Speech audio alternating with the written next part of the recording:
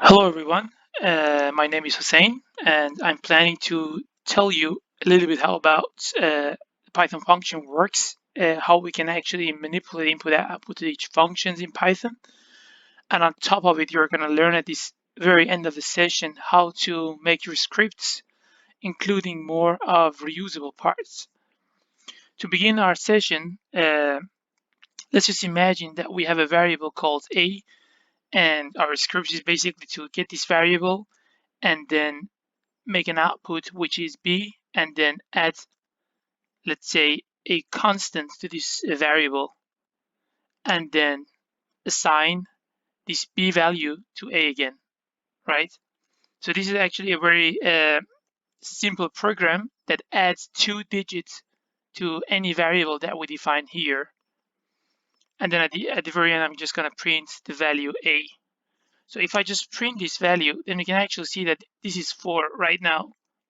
And this is actually, yeah, what actually really means, it means that we define a variable here called a, we assign 2 to it, and then we add this a value with 2 more digits, it became b, and then we reassign b to a.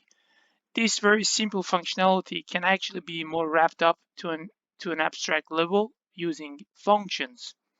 So what functions do is basically uh, implement a very generic way of these three-liner mathematical equations to a very abstracted level.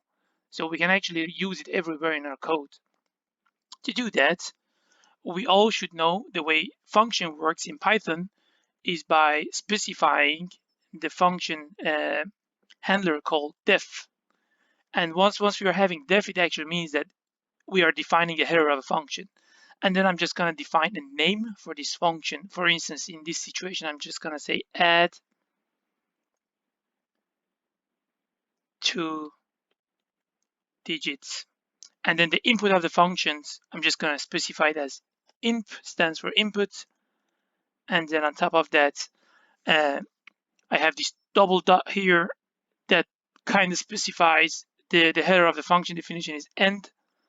And then after that, with this indentation, which is really important in Python, I'm just going to define the algorithm. So the algorithm is that I will say return what the function returns, and then the mathematics is input plus 2. And that's all. That's my definition of this function. And I'm not going to do more here. So the next thing you know is that I'm just going to use this function. So I'm just going to say that I have this variable a. Again, I define it here, equals to 2. And then I say that a equals add 2 digits 2. Sorry, a. And then after that, I'm just going to only print a. All right, then the output is 4 again. So what's actually happening here is that we define a to be 2, and then this a is an input to this function. So once I run the code, it basically fit this a to the function called add 2 digits. So 2 comes here, and then it adds that input, which is 2 in this case, to another 2, and then it will return it back. So you can actually see that the way I use this function is by reassigning this the output of this function to the a variable again, and then I just print the a. But what if I assign the output of this function to another variable called b? So this a will change because a is 2, and then I input a to this function, and we'll add a with 2, and then we return it, and then we just put b here. So if we assign any other variable than a to the output of this function, we don't really expect, once we print a, we get any value other than 2. We're just going to test it right now. So if I print it right now, we get 2 instead of 4. But what is 4? B is 4 right now, because we assigned the whole thing to another variable called b. And this is actually how the Python function works, but we actually can manipulate it a little bit, because the Python actually treats immutables and mutable variables a little bit differently. And mutable variables such as list,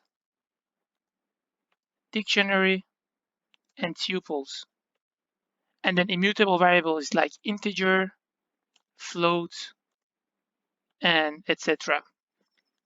Okay, so we do know that Python treats these two types differently a little bit. But where I'm going with this comment is very easy.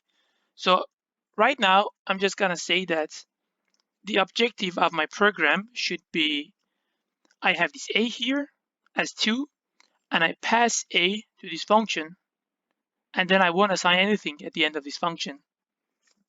And then I expect a, which is the global value, which is the global variable in that case, to change its value instead of 2 to 4. So this is my objective right now. And if I run the program, I don't get 4, right? And that's very clear because what variable enters this function change its value locally, not globally, right? Cool. So, and that brings us to my earlier comment about Python and how it treats the mutables and immutables variables differently. All right. So if we want to have this functionality, let's say I have this a as an input to the function and I want this a to change its variable, its value after I execute this function. So I want that as an objective. What I will do is basically to change this variable input in this function, instead of being int or float, to be a list. And then I basically add this input to column 0 of this, or the member 0, the first member of this input. How can I define types? It's actually really simple. I can just import from typing,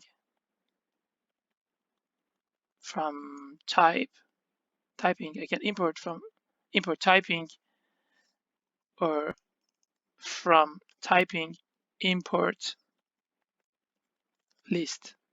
So I'm right now, what I'm gonna do is I'm gonna define to these functions that this input is from the type list. The way to do it is actually by saying like this. So the input variable here is from the type list. And then the type list is actually defined in a module called typing. And then you can actually say the output is also from the type list. Cool. So right now the input of this function and output of this function both are from type list, right? So if I try to give it a float, what's gonna happen? We are gonna get an error, right? Because we are trying to pass integer to this function, and we already defined what we expect this input to be, which is list, right? And we are passing only integer to it by mistake because we don't really know. And then the program actually helps us to not make this mistake, right? But this is not what we wanted to do. What we wanted to do was to basically pass this a parameter to the function, change the value of it, and then we print it. Okay, but how we can do it? But right now we have the function ready, so we only have one more step to go. The way we define list in Python is very simple.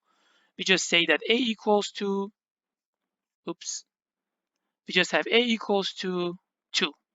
And that's how we define list, that's all. If you have multiple member, then it's 3, 4, 5, 6, 7.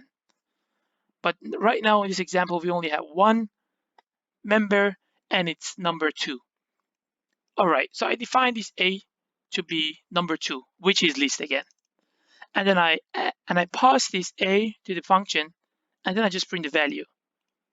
And now here you can see what it changes. So if we have this input as a type of list, and then we'll add 2 to it, and then we'll print a. And you can see that still we get number 2. So what's going on here? It's because we don't reassign, we don't rewrite this input here. We only return it as an output. So if I want to redefine A, then I have to rewrite it here. So what I'm gonna do is that I'm just gonna delete this return, and I'm gonna say that member 0 of input equals to member 0 of input plus 2. And then I'm just gonna run the code again. This time we get 4. Okay, so it is working. But what's actually happening here is that once we have a list, due to some Python architectural reasons, list is a pointer, basically.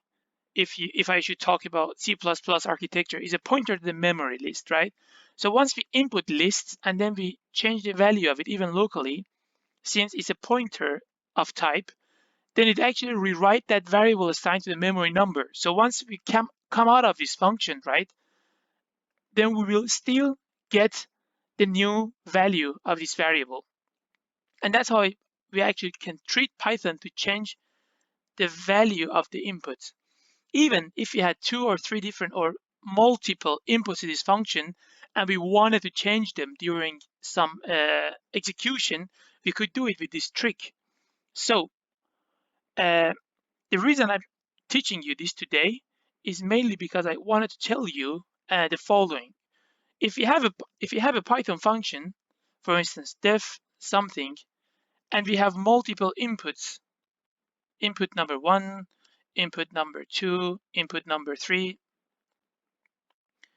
we can only have one output. So if we do some calculations here, for instance, some calculations, as it automatically shows here, whatever, we do some calculations here, and then we only can return maybe one value, right? Or we can return a list of, variables. For instance, it can be A, B, C, D, or whatever, right? But this implementation is more useful if you don't want to actually reassign. For instance, here you don't want to use like A, B, C, D, E equals to this function. So you only pass some inputs to it, and then you change some of them, and that's all. So it's more neat implementation wise, and that's actually really important to know. That was my teaching for today. In the next session, I will tell you how to understand and how to play with lists, tuple, and also dictionaries. Thank you for your listening. If you want more, please give me a thumbs up and also subscribe to the YouTube channel. See you later.